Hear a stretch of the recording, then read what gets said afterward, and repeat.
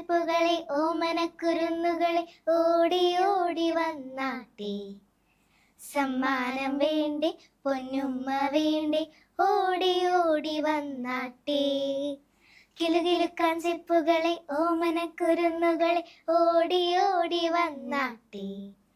സമ്മാനം വേണ്ടേ പൊന്നുമ്മ വേണ്ടേ ഓടി ഓടി വന്നാട്ടെ.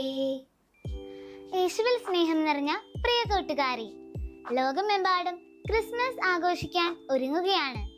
പരസ്പരം ബന്ധങ്ങൾ പുതുക്കാനും സമ്മാനങ്ങൾ കൈമാറാനും ഒത്തുകൂടാനുമുള്ള ഒരു അവസരമാണ് ക്രിസ്തുമസ്.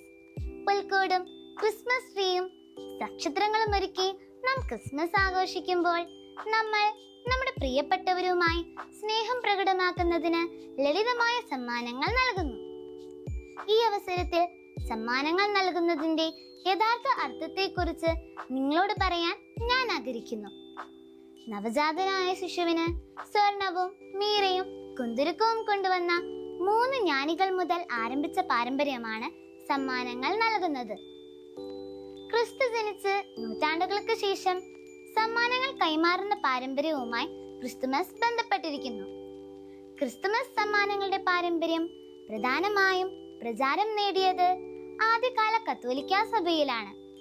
ക്രിസ്തുവിന് മുൻപുള്ള റോമിൽ ഏറ്റവും താഴ്ന്നതും നിന്ദിക്കപ്പെട്ടവരുമായ പൗരന്മാർക്ക് ഡിസംബറിൽ നടന്ന ഒരു പുറജാതീയ ആഘോഷമായ സാറ്റർനാലിയായുടെ സമയത്ത് ചക്രവർത്തിമാർ സമ്മാനങ്ങൾ നൽകേണ്ടി വന്നു. ക്രമേണ പൊതുസമൂഹം സമ്മാനങ്ങൾ കൈമാറുന്ന പതിവ് സ്വീകരിച്ചു.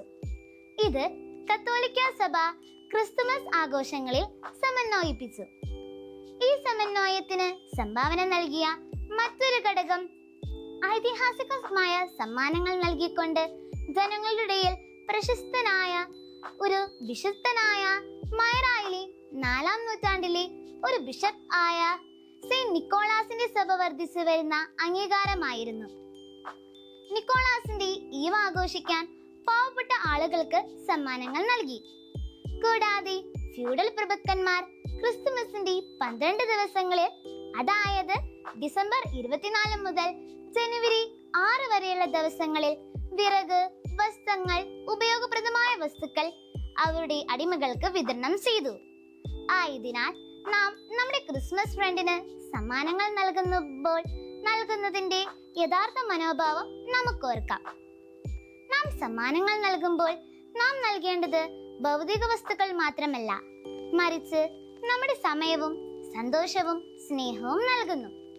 നമുക്കുള്ളതുപോലെ ഇല്ലാത്തവർക്ക് കൊടുക്കാം. നമുക്ക് പരസ്പരം നൽകാൻ കഴിയുന്ന ഏറ്റവും വലിയ സമ്മാനമാണ് സ്നേഹം. ഈ അവസരത്തിൽ മദർ തെരേസയുടെ ഒരു ഉദ്ധരണി നിങ്ങളോട് പറയാൻ ഞാൻ ആഗ്രഹിക്കുന്നു. നാം എത്ര കൊടുക്കുന്നു എന്നതല്ല, കൊടുക്കുന്നതിൽ എത്രമാത്രം സ്നേഹം നാം ചെലുത്തുന്നു എന്നതാണ്.